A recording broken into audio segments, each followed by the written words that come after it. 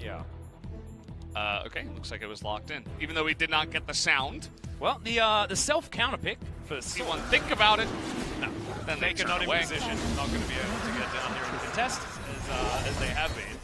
If you've had a look at some of the online matches of the LPL, it's been games with like 30 kills on one side. Yeah. It's ridiculous. And that was like a 26-minute game.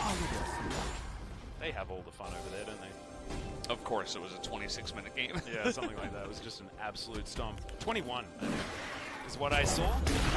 Emily Rand tweeting about it this morning. I'm going to go and check that one out as Teddy is just being given all of the time in the world. Members grouping up here.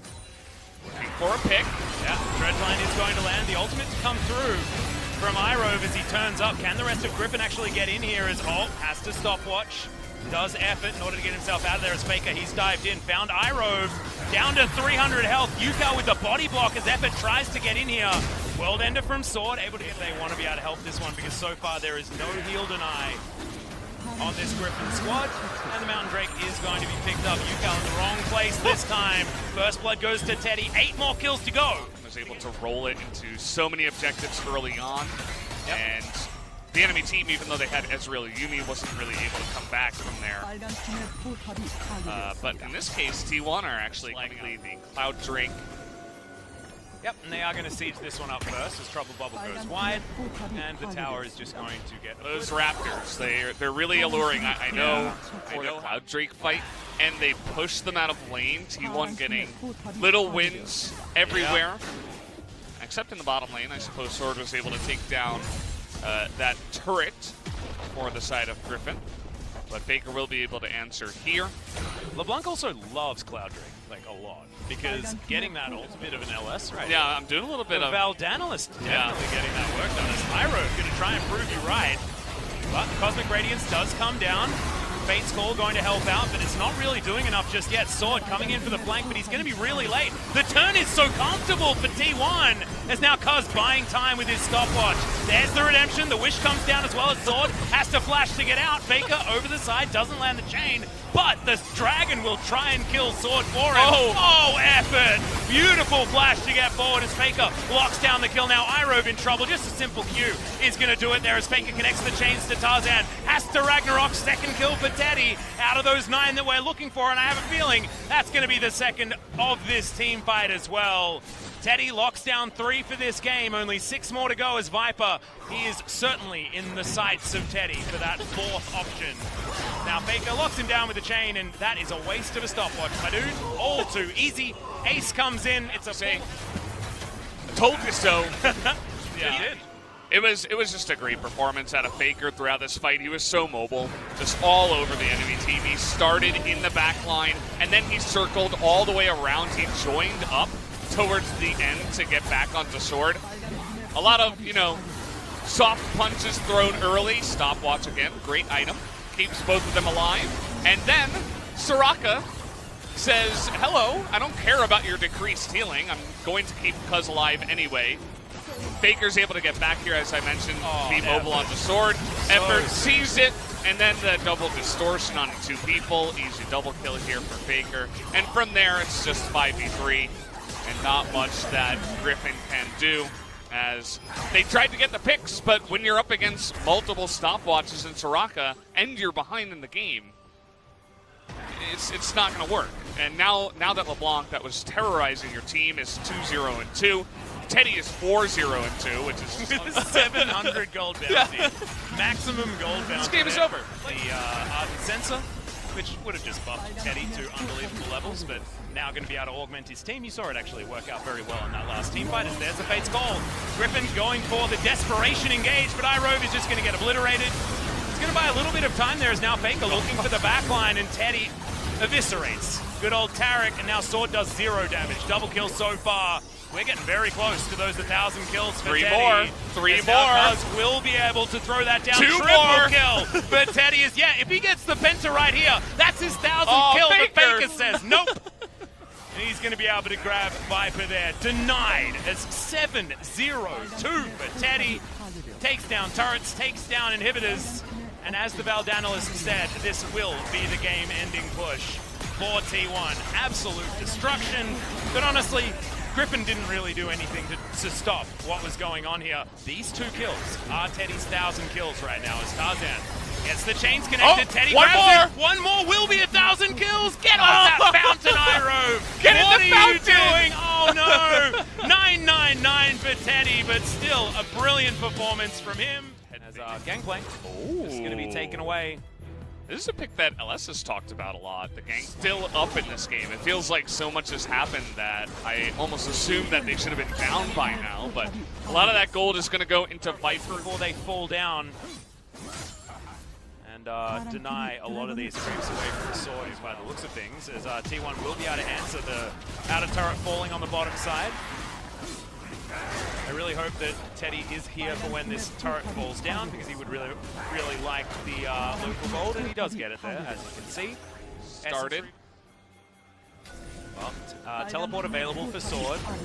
5 seconds till that Drake does respawn. Love FAKER's positioning. Yukal gonna jump on in, but in and out of position. Little moment there as, yeah, FAKER waiting in the back of the pit, utilizing these extra brushes that are going to come through. Has to dash his way out and can distort his way back in. I don't know if they noticed the Drake spinning. Yeah. Well, trouble bubble, not going to land onto FAKER, who makes his way back to the pit as well. In goes Iroh, gets the depth charge off, is now sword, puts someone into the death realm. I believe it was Kaz, is now the bullet time doing a whole bunch of work. Cannon barrage right in there, as now Sword's going to come out of the death realm and might be going into the death chamber as Zoe explodes in the backline. FAKER nails it, gets over the wall with a distortion there as well, as T1 still managing to get this one. 1,000 kills for Teddy just before he falls down, and Viper goes gold, and he's trying to get this one, but Canna gets the auto attacks, double kill in the end, and T1 again. And the Rise video definitely shows us that one, as T1 looking to dive a turret. Yukal going to get stunned up. Good night, Sweet Prince. Another assist should be going over to the Gangplank right here, as Teddy gets his 1,001th kill. He got very, very close, man. Thank you. But now the entire why they were able to close that distance.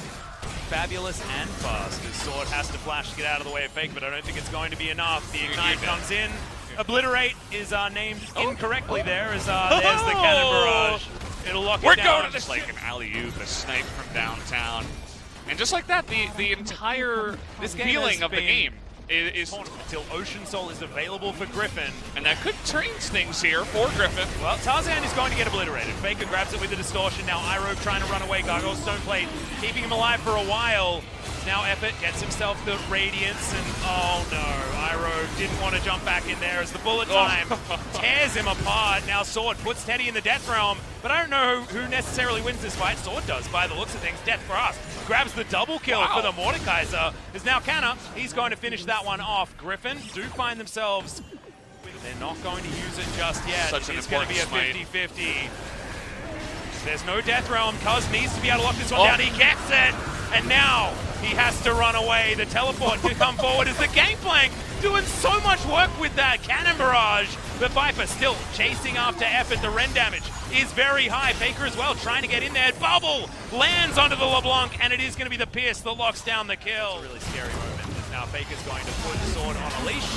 And now FAKER's in the Death Realm. Let's see who's going to win this 1v1, as he's just distorting to run around Sword. Yeah, he's going to escape. The Mimic Distortion is going to get him out of there, and now Death Realm is on. This is, yeah, that's a scary gameplay. Real scary. Now Cuz is just looking for it. Onto Iroh. Sword is going to put Effort, I believe, into the Death Realm, but he gets himself to be in his Cosmic Radiance and should survive. Iroh trying to flash after Effort, but he's running. He's out of there. Death Charge used on just one lonely support. As now T1 trying to flash in over the top. Death's Grasp not going to find any joy. And yeah, Viper off the wrong side of this fight. The Make It Rain comes down, but the Cannon Barrage didn't actually find. It's going to be reset. Yep. Okay, they don't want a 50-50 this one, but T1 are just going to zone them away. They lock down their second Ocean Drake. So real clean stuff here for Canna. FAKER also having probably one of his quintessential LeBlanc performances, but He's just always good on LeBlanc. You know, sometimes you get blinded by just how fantastic he is as a player and on this particular pick. This is why some people get tilted when they put him on, you know, tanks or stuff that doesn't carry, because when you see this kind of performance out of Faker, you're like, why would you ever not put him on a LeBlanc or a Zoe or, you know, a playmaking kind of carry-oriented champion? And, yeah, I mean, Faker himself, he decided, remember, in this game to stick around the mid lane and try to get a mid lane win rather than, you know, immediately rotating down to the bottom side and doing that. And it was an interesting strategy out of Griffin where they brought the Olaf at level 3 to push the lane and then try to, you know, just really dominate. Their early game decisions were actually fantastic on Griffin's side, but unfortunately just wasn't enough. MVP was 5 out of 9. Ooh, so, close. We did it. We did it, Atlas. If Faker was robbed. That is T1, a very deserved number 1 spot here as... Yep, and Gen G can now even things